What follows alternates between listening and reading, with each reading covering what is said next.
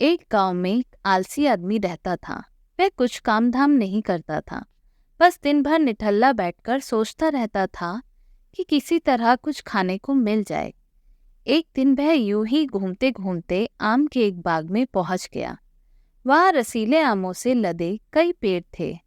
रसीले आम देख उसके मुंह में पानी आ गया और आम तोड़ने वह एक पेड़ पर चढ़ गया। लेकिन जैसे ही वह पेड़ पर चढ़ा, बाग का मालिक वहां आ पहुंचा। बाग के मालिक को देख आलसी आदमी डर गया और जैसे तैसे पेड़ से उतरकर वहां से भाग खड़ा हुआ। भागते भागते वह गांव में बाहर स्थित जंगल में जा पहुंचा।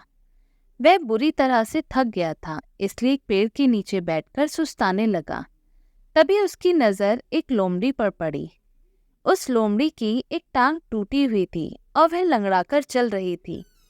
लोमड़ी को देख आलसी आदमी सोचने लगा कि ऐसी हालत में भी इस जंगली जानवरों से भरे जंगल में ये लोमड़ी बच कैसे गई, इसका अब तक शिकार कैसे नहीं हुआ। जिज्ञासा में वह एक पेड़ पर चढ़ गया और वहां बैठकर देखने लगा कि अब इस लोमड़ी के साथ आगे क्या होगा।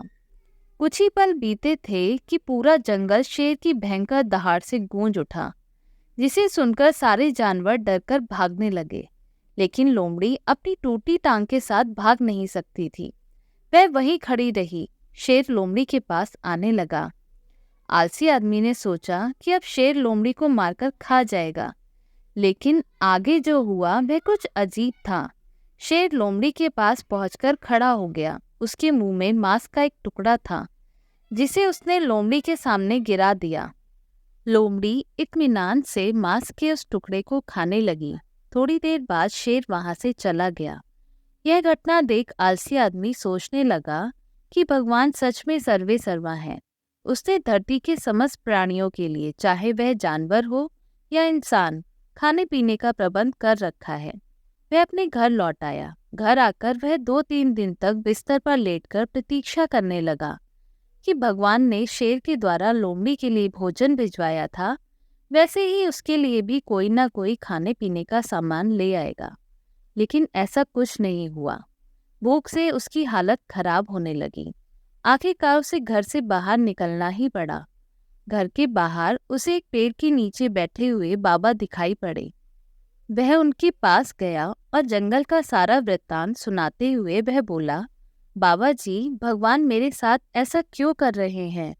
उनके पास जानवरों के लिए भोजन का प्रबंध है, लेकिन इंसानों के लिए नहीं। बाबा जी ने उत्तर दिया, बेटा, ऐसी बात नहीं है। भगवान के पास सारे प्रबंध हैं, दूसरों की तरह तुम्हारे लिए भी। लेकिन बात यह है कि वे तुम्हें लोमड़ी नहीं, शेर बनाना चाहते हैं। दोस्तों, हम सबके भीतर क्षमताओं का असीम भंडार है, बस अपनी अज्ञानतावश हम उन्हें पहचान नहीं पाते और स्वयं को कमतर समझकर दूसरों की सहायता की प्रतीक्षा करते रहते हैं। स्वयं की क्षमता पहचानिए, दूसरों की सहायता की प्रतीक्षा मत करिए। इतने सक्षम बनिए कि आप दूसरों की सहायता कर सके। तो दोस्तों, आपको ये कहानी कैसी लगी हमें कमेंट करके बताइएगा। चैनल पे नए हो तो सब्सक्राइब ज़रूर कीजिएगा और बेल आइकन भी दबाइए, जिससे कि आपको हमारे सारे नोटिफिकेशन मिलते रहें। वीडियो देखने के लिए बहुत बहुत धन्यवाद।